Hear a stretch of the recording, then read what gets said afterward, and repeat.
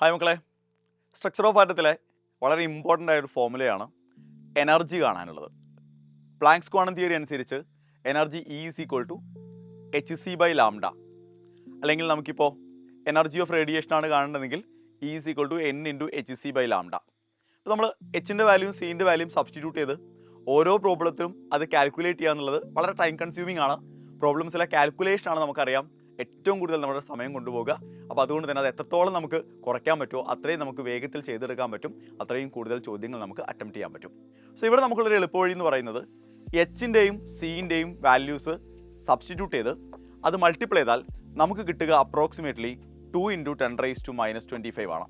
അപ്പോൾ ഇത് നിങ്ങൾ ഓർത്തു വെക്കാൻ തയ്യാറാണെങ്കിൽ, HC എന്ന് പറയുന്നതിൻ്റെ വാല്യൂ 2 × 10⁻⁻25 എന്ന് ഓർത്ത് വെക്കാൻ തയ്യാറാണെങ്കിൽ ഇത് വെച്ചുകൊണ്ട് വരുന്ന ചോദ്യങ്ങളെല്ലാം, ന്യൂമറിക്കൽസ് എല്ലാം വളരെ വേഗത്തിൽ നമുക്ക് കാൽക്കുലേറ്റ് ചെയ്തെടുക്കാൻ പറ്റും.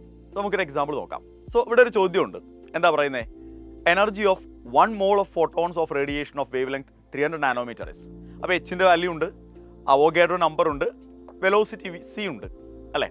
പക്ഷേ എച്ചും സിയും പ്രത്യേകം സബ്സ്റ്റിറ്റ്യൂട്ട് ചെയ്യാതെ തന്നെ ഞാൻ ഈ പറഞ്ഞ പോലെ നമുക്ക് ഈ പ്രോബ്ലം ചെയ്തു നോക്കാം. 300 നാനോമീറ്റർ എന്ന് പറയുന്ന വേവ് ലെങ്ത് തന്നിട്ടുണ്ട്, എനർജിയാണ് കാണേണ്ടത്, 1 mole ഫോട്ടോണിൻ്റെയാണ്. ഓക്കെ, ഇപ്പോൾ നോർമലി നമ്മൾ എടുക്കുക ഈ ഇക്വേഷൻ ആണ് എടുക്കുക, E is equal to n into hc/λ.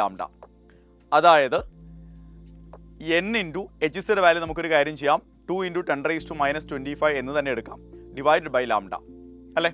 നമ്മൾ സബ്സ്റ്റിറ്റ്യൂട്ട് ചെയ്യുന്നു. n എത്രയാ? 1 mole അല്ലേ? അവോഗാഡ്രോ നമ്പറാണ്, നമുക്ക് അപ്രോക്സിമേറ്റ് 6.023 എടുക്കണ്ട, 6 × 10⁻23 എടുക്കാം, ഇൻറ്റു HCയുടെ വാല്യൂ 2 × 10⁻⁻25 എന്ന് എടുത്തു. വേവ് ലെങ്ത് 300 നാനോമീറ്റർ ആണ്, 300 × 10⁻⁻9 മീറ്റർ ആണ്, അതായത് 3 × 10⁻⁻7 മീറ്റർ ആണ്. ക്യാൻസൽ ചെയ്യാം, 3ഉം 6ഉം ക്യാൻസൽ ആയി കഴിഞ്ഞാൽ 2. അപ്പോൾ 2 × 2 എന്ന് പറയുന്നത് ഇറ്റ് ഇസ് 4. ബാക്കി എത്രയാണ് വരുന്നത്? 10⁻⁻7ഉം 10⁻⁻25ഉം ക്യാൻസൽ ആയാൽ 10⁻⁻18 ബാക്കി വരും. 10⁻⁻18ഉം 10⁻23ഉം ക്യാൻസൽ ആയാൽ 5 ബാക്കി വരും. അപ്പോൾ 4 × 10⁻5 ജൂൾസ് എന്നാണ് കിട്ടുക. നമ്മുടെ ഓപ്ഷൻസ് എല്ലാം കിലോ ജൂളിലാണ്. അപ്പോൾ ജൂളിലുള്ള ഈ വാല്യൂവിനെ കിലോ ജൂളിലേക്ക് മാറ്റുമ്പോൾ 4 × 10⁻2 കിലോ ജൂൾ എന്ന് കിട്ടും. ദാറ്റ് ഈസ് 400 കിലോ ജൂൾ എന്ന് കിട്ടും. 400ന് ഏറ്റവും അടുത്ത് കിടക്കുന്ന ഓപ്ഷൻ നമ്മുടെ കയ്യിലുണ്ട്, 399 കിലോ ജൂൾ എന്നൊരു ഓപ്ഷൻ ഉണ്ട്.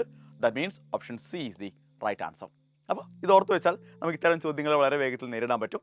മക്കളെ, GIB ആണ് വരാൻ പോകുന്നത്, ആദ്യത്തെ GIB ആണ്. അടിപൊളിയായിട്ട് പഠിക്കണം. അപ്പോൾ ഇതുവരെ നിങ്ങൾ GIBക്ക് രജിസ്റ്റർ ചെയ്തിട്ടില്ല എങ്കിൽ എത്രയും പെട്ടെന്ന് സ്ക്രീനിൽ കാണുന്ന QR കോഡ് സ്കാൻ ചെയ്യുക, രജിസ്റ്റർ ചെയ്യുക. നമ്മൾ എഴുതാൻ പോകുന്ന 2025 നീറ്റ് എക്സാമിനുള്ള ഇത്തരം മോക്ക് ടെസ്റ്റുകളൊന്നും നിങ്ങൾ പാഴാക്കി കളയരുത്. All the best.